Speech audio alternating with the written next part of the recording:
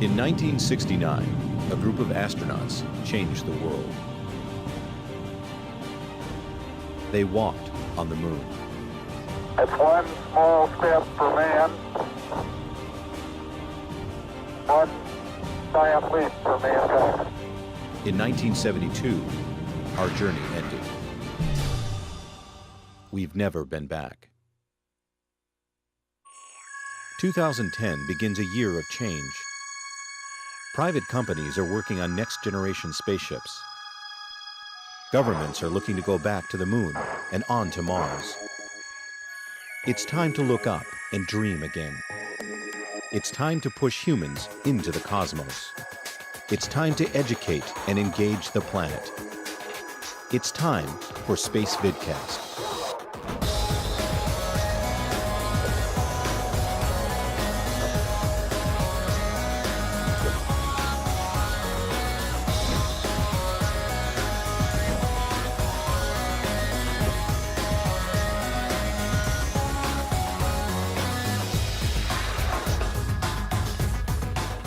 Welcome to Space Vidcast 327 for Friday the 13th of August. Dum dum dum.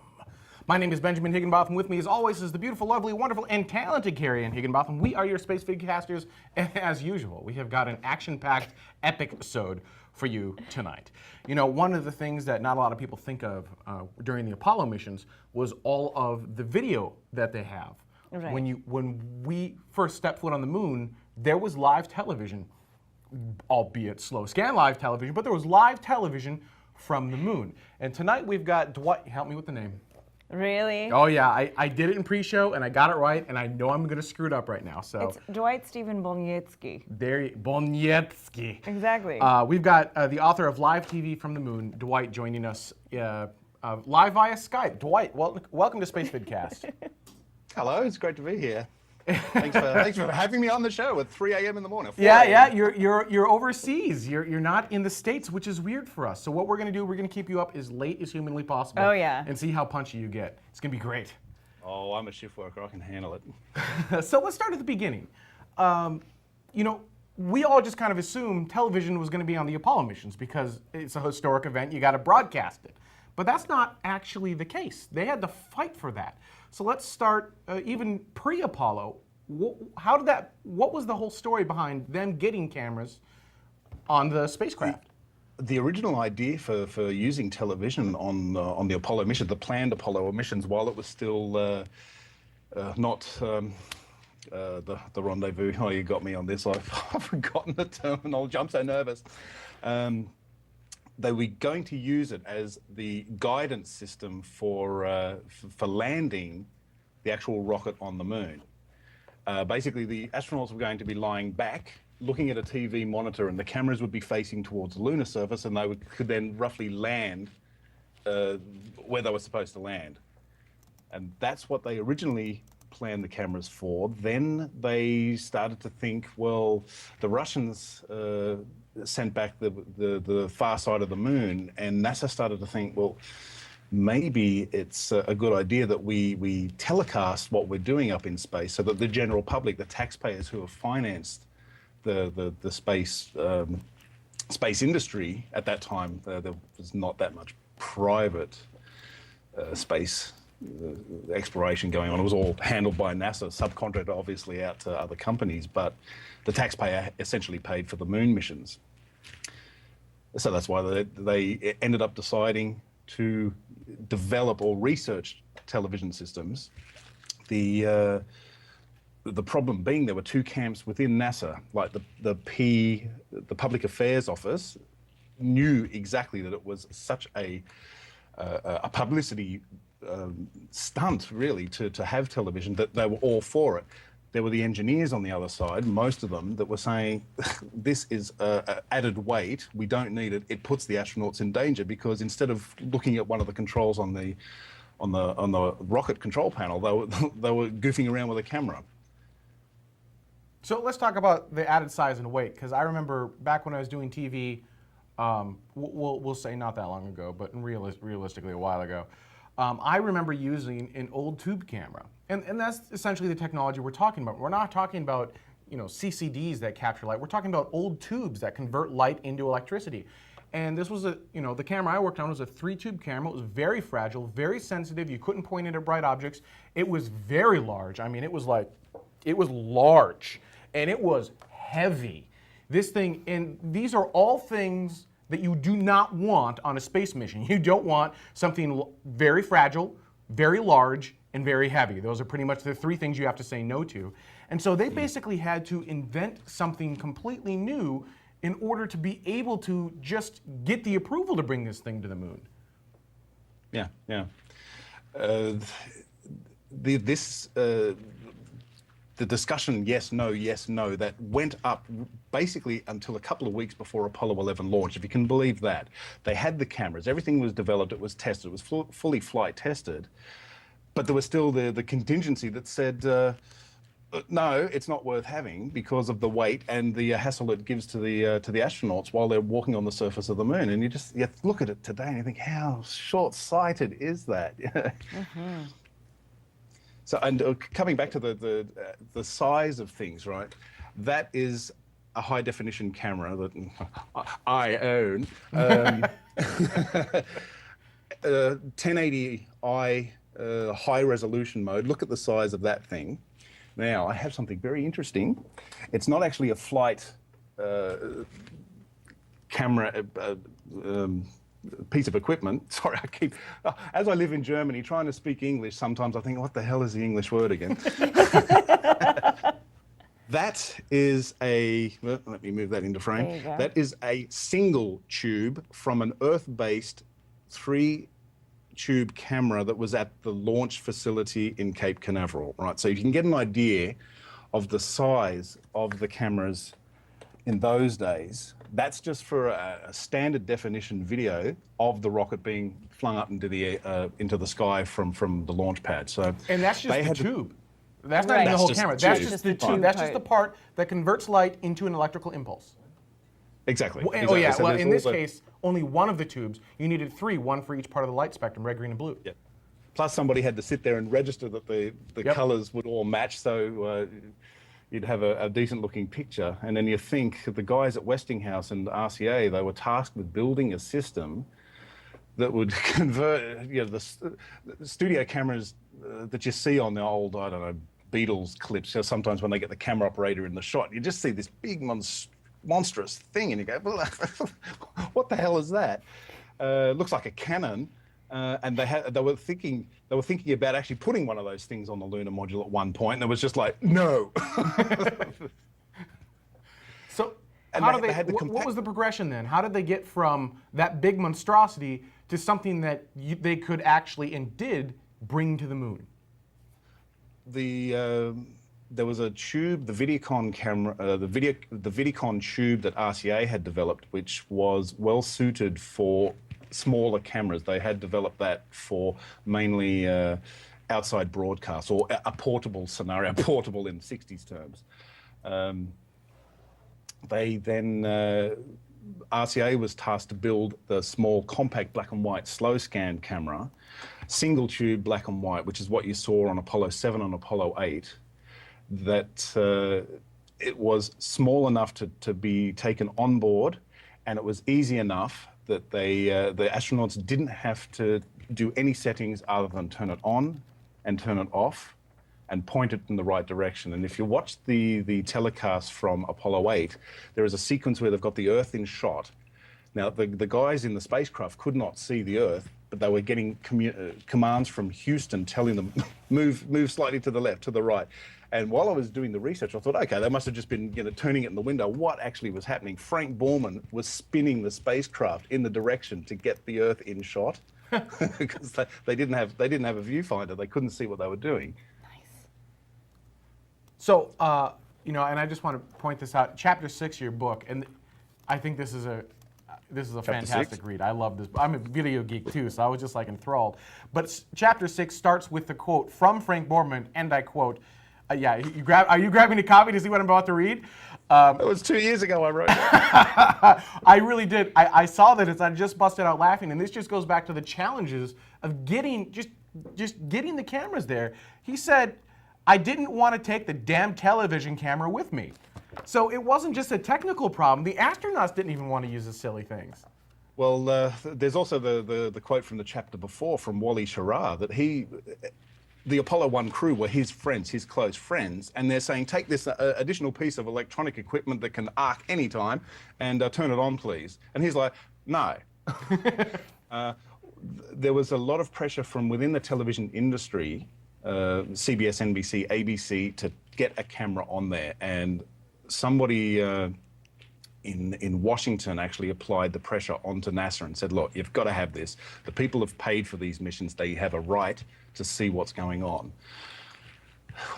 These days, if we look at it, it's over 40 years ago from the first live telecast from Apollo 7, you just think, who decided that it was a stupid idea to take those things? This is what we rely on these days to get an idea of what the missions were like. If we didn't have that video, it'd be like, oh, yeah, okay. Sort of a similar sort of frustrating thing, although we've got the 16mm footage, when they landed on Apollo 11, we didn't see the pictures as they landed. We only heard the audio. Well, I didn't. I was only a baby at the time, but my parents heard the audio. There was a plan to televise the landing as well, but they didn't have the bandwidth and they couldn't get a stable lock on the signal, so they abandoned that idea. But there was the side that said we should televise everything, and there was the side that said no, we actually shouldn't really televise anything. And they ended up kind of halfway in between, where they televised what they could. Right. Yeah, exactly. The most important stuff, which is the moonwalks, were televised from the point up until Apollo 16 as they came down the ladder. And from that point on, with Apollo 16, they were delayed landing on the moon because of a problem with the command module. And the Omni antenna, if I remember correctly, on the command module was out of commission or faulty, so that they decided to abandon the low gain antenna and just use it once it was mounted on the lunar rover, which was then the remote control camera and completely commanded from Houston. Now, you're talking about antennas, so let's segue into some of the technical problems that come into the bandwidth required to transmit video. Back in the day, we had NTSC video, and that requires a pretty good chunk of bandwidth in order to work. And the camp of, there's no way in hell we're going to do video, we only do things that are mission critical, basically said, the video from this is going to hog all of our available bandwidth. All of our analog signals are going to go into the video. And so they had to create interesting ways to get around that to ensure that they weren't hogging the entire spectrum. Talk a little bit about that. Okay, if you look at the Apollo 11 or anything prior to Apollo 11 except for Apollo 10, which was in color, it's a very jumpy movement, and that is because they were transmitting at 10 frames a second, whereas normal video, when you watch just a television program, is 30 frames a second. So what they essentially did is they cut out 2/3 of the bandwidth of moving pictures to what they still considered acceptable movement depiction. They cut out color, so that was another, I don't know how many percent of the bandwidth. And that way they solved the problem of how much signal they could send, but then the problem became, that's not compatible with home television sets, what do we do now? Then there was a contract awarded to RCA to build a scan converter which would convert those slow scan black and white images into compatible NTSC images. And that it involved a method of having a camera pointed, a high-resolution camera pointed at a high-resolution monitor using a disc recorder system. It would take one frame of the 10 frames coming down. In the meanwhile, while the next frame, which was skipping then the missing pieces, would then be replayed from the disc recorder and combined to make the 30 frames a second, if that makes any sense. Yeah. Without pictures. Yeah, no, that makes a lot of sense. My understanding is that they were considering trying to do digital back in the day, which we're talking the 60s, right? Yeah, late 50s, right, early 60s. Early 60s, and they were going to try and do digital? Digital transmission. The camera itself was still an analog camera, but the uplinking or the downlinking from the spacecraft was then going to be digital. they did a series of tests using pictures, television pictures, and they would degrade it via the compression and the rest of it. And they, up until I'd say mid-65, it still had a good chance of flying as a digital system. They turned around at the end of it and said, look, the power needed to send the signal is too excessive. Analog is better. So that is how they ended up with analog television. Now, we've got some pictures that you sent over prior to the show, and we've got a couple videos. Should we start with the video, or should we start with the pictures, do you think? Show the video. That's got a gentleman who I couldn't have finished the project without. That's Stan Labar, who passed away December 24th Australian time. It was the 23rd of December in the United States, and I had logged on to wish him happy holidays. I had spoken with him over the course of 5 years. You know, I had a question, color converter, you know, rah, can you please tell me what happened on that particular day? And this guy had everything, and he would write back to me, and he was so behind this project because his story, or the story of the guys behind the TV images, had never been told. And he always said to me, you know, in my case, for example, if you mention to me orbital mechanics, I'll look at you like Homer Simpson and go, ooh, yes, I understand that. Not at all. You mentioned, do you remember where you were when the television signal came from Apollo 11? Everybody goes, yeah, I remember. I was sitting here. I was doing this. I was rah. It was never told, how did these signals get to people at home? So he was just over the moon. Bruce. To know that somebody had actually put his life's passion, he was so passionate about his work. You know, I'd call him up, ask him a question that I expected a 5-minute answer, and we would be on the phone for 3 hours. He would tell me every little piece of information connected with that one question. And then he would say, oh, look, I don't know this answer. Talk to this fellow. And I'd read the report, and it'd be some guy that you'd never heard of. And he was still, you know, alive and kicking. And you'd send off an email, and then that guy would obviously then do the same thing, you know, 10-page dossier on his part in developing the cable that connected to the back of the camera. It was just amazing story. And it breaks my heart that he didn't live to see the finished product. He's read a rough draft of the manuscript, that he didn't get to see it, but I definitely know his widow and his family just ecstatic about it. And that actually means more to me than anything else, that I did a good job in their eyes of portraying the work of their father and husband. And this clip is, he's talking about the camera, I believe, the one that they're sending to the moon. Yes. All right, yes. Here you go.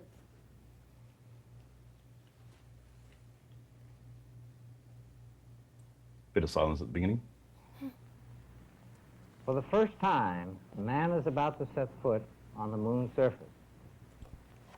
This is the television camera that will record that historic event. You will see it live on your home television set. I'm Stan Labar, Westinghouse Program Manager for Apollo television cameras. The public is probably most familiar with this color television camera that was used by astronaut Tom Stafford on Apollo 10. And this is the camera that took those extraordinary color pictures of both the Earth and the moon. This is the mini monitor that enabled the astronaut to view the scenes within the spacecraft as you saw it on your home television screen.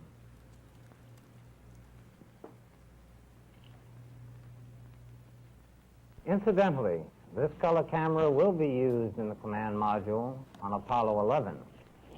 But the world attention will be focused on this small black and white camera that will be located in the lens, and it will record the astronaut as he descends to the lunar surface and takes those first monumental steps.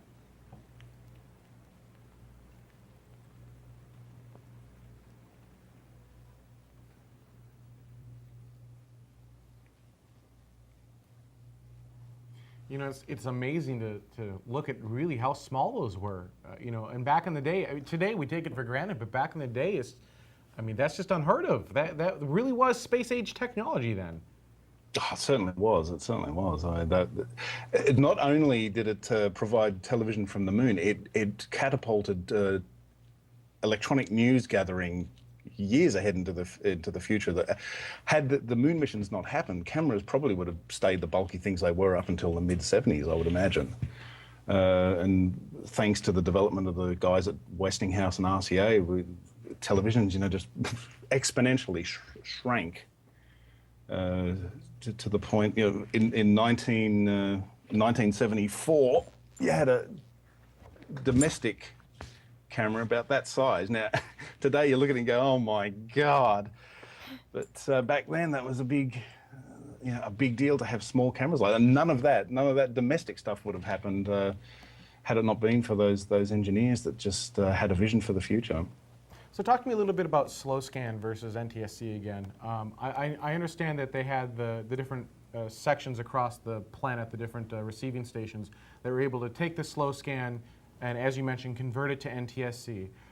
Yes. But when we saw the Apollo 11 footage, it looked really nasty bad. I mean, it was like, it's blurry, it's just not good. Why? Okay, the clip of Stan comes from a website called honeysucklecreek.net, which you saw at the end of the clip, run by Colin McKellar. And he was part of the team that was trying to find the original telemetry tapes. And the reason they were searching for these tapes is because Stan LaBar was watching the downlinked footage and thinking, when we were doing the tests in the Westinghouse facility, the television never looked that bad. What's going on here? And through a bit of research, they figured out that the original, the second the camera was turned on, that signal came through Goldstone tracking station. And there was a new engineer on the scan converter. He forgot to set the switch to invert the image. The camera was mounted in the lunar module upside down when they opened the MESA, the Modular Equipment Storage Assembly. So they had to flip the signal to make it look right side up, or roughly right side up for the people watching at home. He panicked, thinking the white sky was actually the Earth. So he started adjusting the controls, crushing all the blacks, like bringing the luminance of the image right down, and sat there and went, oh my God, I can't turn this back up. I don't know what I'm going to do. And in the meantime, Honeysuckle Creek, who was also receiving the signal, said, look, we've got this image that looks fine. Shall we give it to you? And Houston then said, yeah, okay, we'll take it from you. And so they switched over to Australia. Now, the thing that you guys didn't know, and I am so privileged to come from probably the greatest country in the world, we had the better looking images telecast on our television sets. You guys didn't. But it's because still, that wasn't a, sorry? So what have they, but they never, there were 2-inch tapes that were lost, right? I mean, they've never found those tapes. There were two sets of tapes. There was there were the telemetry tapes, which were 1 inch and would store 15 minutes of telemetry data, which included that slow scan information. And the idea was we find these tapes, we put them on a machine, and we extrapolate the television image again, but digitally reconstruct it into 30 frames a second, and therefore don't have any of the analog conversion pointing. If you point a TV camera at a television screen, you will get an image, but it's already degraded. You can see it straight away. It's not as good as if you just converted from tape to tape or whatever. There was also an experimental recording system in Parkes that was not actually officialized by anybody. They just had it running in the background to see if it would work. And that was to record it on 2-inch. Now, as far as they could work out, the 1-inch tapes were reused for data probably from the Pioneer 10 probe. The 2-inch tapes were taken and never heard from again, probably being held ransom somewhere. And that's unfortunately the point it got to. They did find in the CBS archives scan-converted television that was the best looking of the lot. And they combined the television signal from Sydney video, which had the Honeysuckle Creek footage that I was telling you about, we Australians got to see, and nobody else. And they integrated that then with the better looking CBS footage, and they sent all that stuff over to Lowry Digital, which are the people that restore movies like Star Wars, Indiana Jones, James Bond, bringing them looking like they're about ready to be thrown into the bin, to looking like, wow, it looks like it was filmed yesterday. and they have reduced the noise, brought the levels back into a very, very nice looking set of video, which actually, when I look at the kinescopes, which was 16mm film filmed off a TV set, of video filmed off a TV set, it's no wonder the stuff looks horrendous. Whereas this stuff is as close to the original as they could find. It would have been nice had they been able to find the telemetry tapes, but you can live in hope. Let's go all the way back to the beginning one more time, because I like to jump around in timelines for no apparent reason. Apollo was not the first time they brought a camera up into space. It confuses me. I know. You thought this was a linear show? Please. Yes. I wrote that, did I? You're talking about the Mercury flight of Faith 7. Yep. Yes. That was an experimental video camera that I only myself discovered watching Mark Gray's DVD sets. I don't know if you're familiar with Mark Gray, who brings out the Apollo footage from start to finish, spacecraft films. And he brought out the Mercury set, which had this section on slow scan TV. I'm like, what the hell? So I'm looking at this thing going, okay, somebody took a camera up with them. What the hell happened here? Did a bit of research, and it turned out they did send slow scan, and this is really slow scan, 1 frame every 3 seconds or thereabouts. But they did extrapolate some decent looking footage. The only trouble is it was such a pain in the neck for Gordon Cooper to use the system that he came back and just said, nah, forget it, terrible. And partly that reason is why they didn't decide to have any television on the Gemini flights, because the spacecraft was so cramped. It's like, oh no, we are not putting that stuff in the control panel. And it took I think 20 minutes for him to set the camera up. If he wanted to take a bit of footage out of the window, it was such a procedure that they just decided to forget it. So we know you have a TV background, and obviously you are a little bit of a space nut, given I'm looking at the background that the bookcase or the DVD case that you're sitting in front of with all of the other models and whatnot. Post-show material right there. Oh, for sure. But how did you get started in telling this story specifically? How did I get started? It was basically, I was interested in the footage, and the first time I saw the complete Apollo 11 EVA was in 1989 when I was living in San Diego. I was lucky enough to get an internship with a cable TV company down there. And we had every single channel available to us, and the Arts and Entertainment had As It Happened, and they rebroadcast the original footage at the time it happened 20 years earlier. And I'm like, I want to see that. So I recorded that stuff completely illegally on a Betamax system. Yes, which means you can play it over and over and over again at your leisure. Look, I tell you what, I converted the stuff about a year ago over to DVD finally after another 20 years, and I was like, Betamax was not a bad format. Anyway, so and then I had the Apollo 11 stuff, and I loved watching it. It was so inspiring for me. If I had a bad day, put that stuff on, and the normal people would either drink booze or take drugs. So I'd sit there and watch Apollo 11, and I was always like, well, what about the other missions? How come I can't see stuff? And every time they'd have an anniversary or some special, even NASA themselves, they go, here's some highlights from the footage. I'd be like, you'd see sort of like a flash of Apollo 14, and that would be it.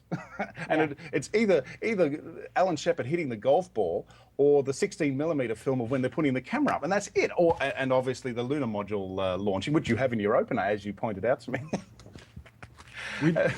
And to show off your nerdery, and I'm sorry. Yes, I to see. show off your total nerdery, I just remembered it being Apollo 17 because I figured if I'm going to put anything in the open, and we're talking about the end, we put Apollo 17 in there. The moment you see it, I don't even remember what it was, but you were like, nope, that's Apollo. That's not 17 at all. That's 15 or whatever it was. I'm like, no, you're wrong, and I scrub through it. I don't see the zoom. It doesn't tilt up. I'm like, oh. Dang it. So 2.2. Yeah, well, aren't you glad I'm on the show? Which speaking of which, there was coming back to sort of really cool footage. That, as far as I'm concerned, is some of the best looking stuff. I can watch that stuff over and over. You think, my God, here is a camera being steered by a guy in Houston with a 1.5 second delay from the second he pushes the button tilt up for the camera to tilt up, right? He's seeing what he's doing with a 3-second delay because it's got to come back to him. And this lunar module, 2 people, only 2 living beings on the moon taking off, and there's this camera following them. And you get the conspiracists going, did they leave somebody still on the moon to videotape? Read the documentation, It's all in the book, actually. Now you can $29.95 from all selected bookstores. Well, that's just it. He did such a fantastic job of that, because it's not just that you have to tilt the camera up, but the tilt up had to follow the vehicle. And when you watch the Apollo 17 ascent, it's amazing. It's beautiful. Like you see the quick zoom out, like, oh God, we gotta zoom in. and then it just right up with the vehicle, and that was impressive. Very cool. But that wasn't the first time he tried to do that. He tried to do that twice before, correct?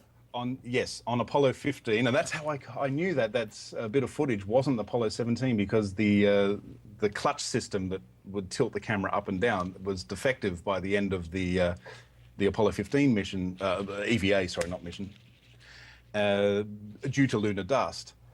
So that they decided, okay, we're not going to take any chances. We're just going to leave the camera on its fixed setting. We can turn left and right. We can pan, but we can't tilt up, and we can zoom out. So they decided just leave it, and the thing goes out of shot.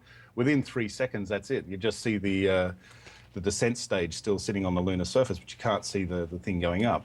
On Apollo 16, they parked too close to the lunar module. Everything was worked out mathematically, that if I park rover here, lunar module lift off at time X, we follow, it stays in frame. Of course, they parked too close, so there's Ed Fendell, who was controlling the camera, pushing the button to go up, and the thing just flew off into the lunar module's off in one direction, and the camera's pointing in another direction, and you see black sky with a bit of dust. It's like, wow. But he did manage. And think about this. He had a 3-second delay watching what he's doing, because then the mathematics is to hell with that. I'm just going to find this thing. So he's got zoom in, zoom out, pan up, pan down, turn left and right, and that he managed to find the lunar module again. Just briefly, you see it sort of pan by, but like you imagine with 3-second delays, like, there it is. By the time he pushes the button, the thing's already orbiting the moon. So then he was adamant. He was adamant on Apollo 17, park the damn rover there, and make sure you park it there, and I'm going to hassle you until you tell me you've parked it there, because I want this to work. And it did. Thank goodness for that. That would make a great iPhone game, the iPhone lunar video commander, where it's like you have to do whatever action you do, but you have to wait 3 seconds before you can see what you just did. Yes. just to feel their pain at that point. Exactly. Actually, when I was Go ahead. Sorry. When I was in San Diego, we used to telecast the most exciting things you could ever imagine, council meetings, and I would go for 5 hours straight. And we did the whole thing on remote control cameras. And of course, these bulky cameras would take half a second to sort of gear up to do the movement. So people say, it's impossible to follow. You get a knack for it, actually. You push the button, you just go, okay, I know that I've got to push it 3 seconds beforehand. You get this instinct of, astronaut's going to move right, so I better start panning now, because I figure he's either going to go left or right. So 50-50, zoom out, you've got your bases covered. Dwight, where can people get more information about you online? Right, I have a website, www.livetvfromthemoon.com, all one word, except for the dots. Then I have... Really? Except for the dots, Dwight, really? Except for the dots, yes. What an age we live in, eh?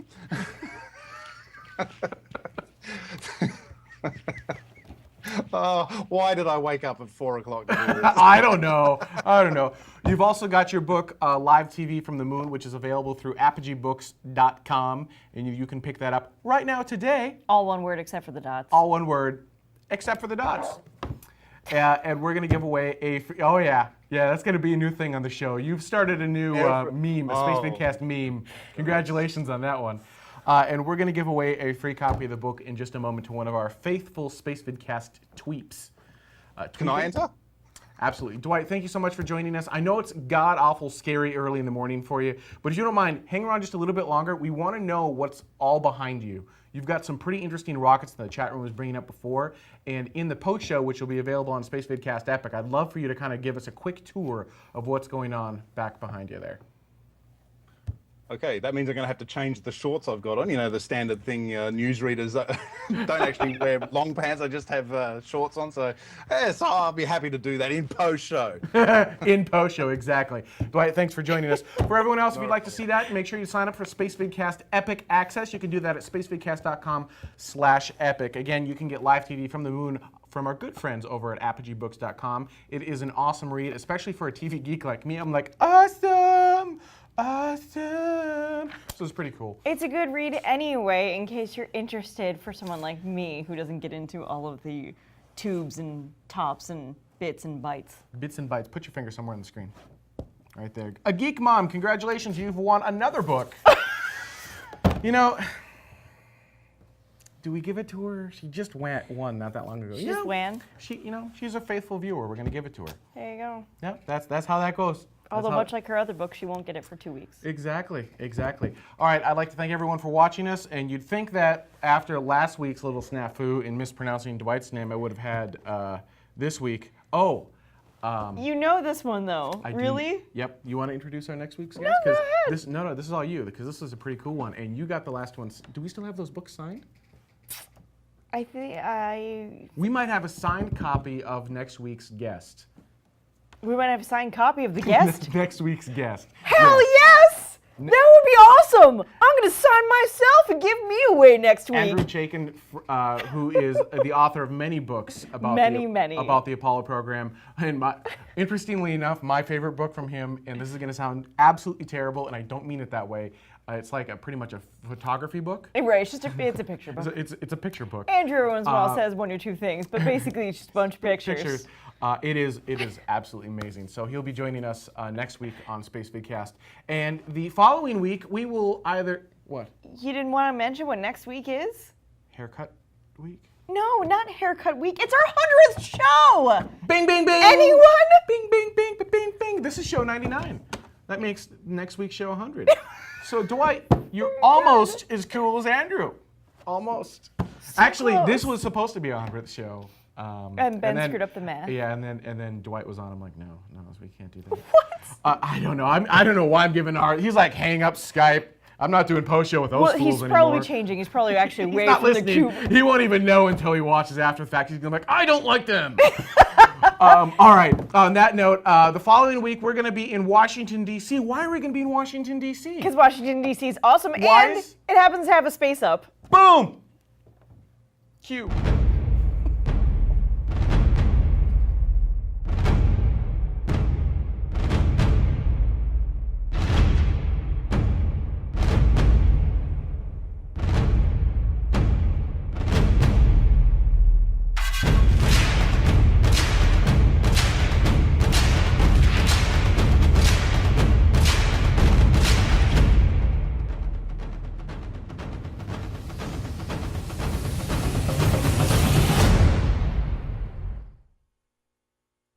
I promised last week that we would make an epic, awesome, epicness open for Space Up DC. And we did. And whop, bam, boom, there you go, we did.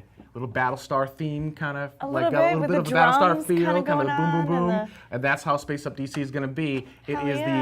It is going to be an epic, awesome conference of unconference of epic epicness, and we're going to be there. Hopefully, you'll be there as well. Don't make excuses. You can find a way to make it to Space Up DC. If you can't be there, we're going to try to stream as much of it live as we can. Now, for those who don't know, every pod that we stream takes 1 megabit. Yes. So, But we are on a university campus, so that should help. We should.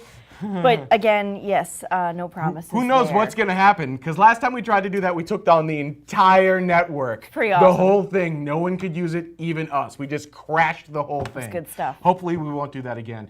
They don't just need big tubes, they need big Wi-Fis, because apparently we've only been given Wi-Fi access. And I need the one with the big GBs. Wi-Fi plus video usually doesn't work. So, all right. Thank you guys so much for watching. We'll see you next week.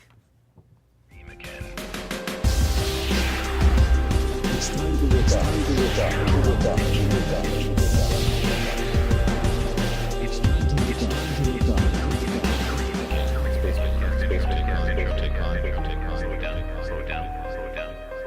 In 1969, the astronauts has changed. On the moon. In 1972, our journey ended. We've never been back.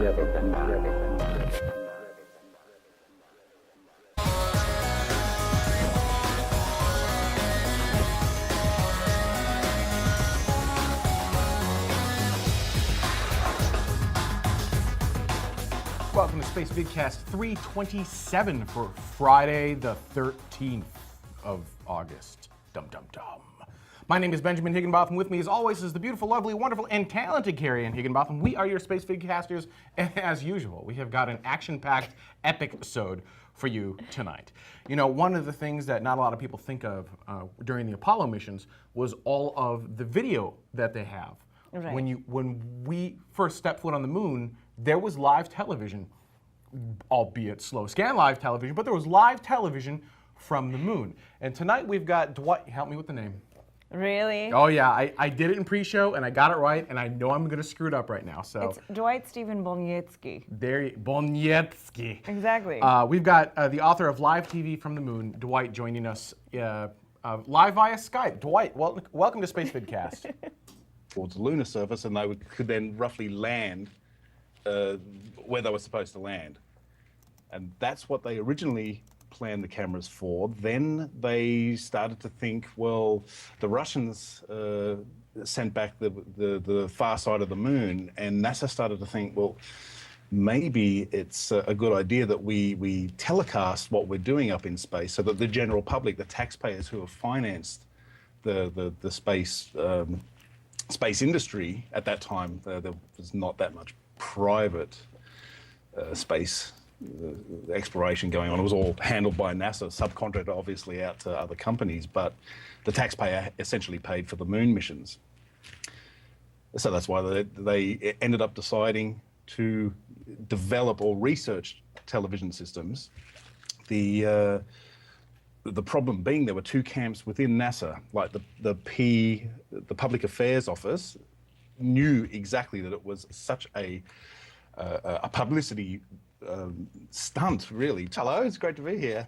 Thanks for having me on the show at 3 a.m. in the morning. Yeah, you're overseas. You're not in the States, which is weird for us. So what we're gonna do, we're gonna keep you up as late as humanly possible. Oh, yeah. And see how punchy you get. It's gonna be great. Oh, I'm a shift worker. I can handle it. So let's start at the beginning.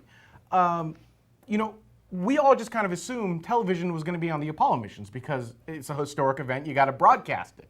But that's not actually the case. They had to fight for that. So let's start even pre-Apollo. What was the whole story behind them getting cameras on the spacecraft? The original idea for using television on the Apollo mission, the planned Apollo missions, while it was still not the rendezvous. Oh, you got me on this. I've forgotten the terminology. I'm so nervous. They were going to use it as the guidance system for landing the actual rocket on the moon. Basically, the astronauts were going to be lying back, looking at a TV monitor, and the cameras would be facing towards.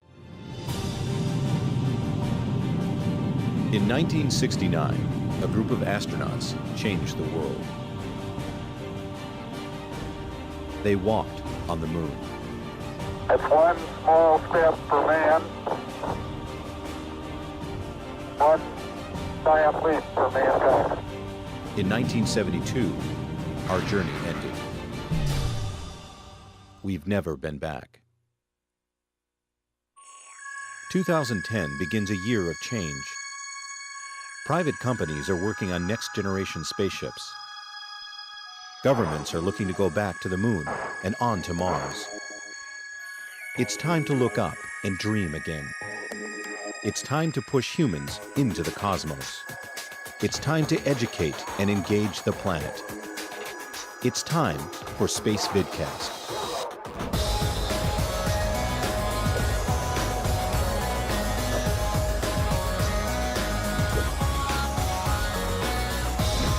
To have television, that they were all for it. There were the engineers on the other side, most of them, that were saying, this is added weight, we don't need it, it puts the astronauts in danger, because instead of looking at one of the controls on the rocket control panel, they were goofing around with a camera. So let's talk about the added size and weight, because I remember back when I was doing TV, we'll say not that long ago, but realistically a while ago, I remember using an old tube camera. And that's essentially the technology we're talking about. We're not talking about CCDs that capture light. We're talking about old tubes that convert light into electricity. And this was the camera I worked on was a 3-tube camera. It was very fragile, very sensitive. You couldn't point it at bright objects.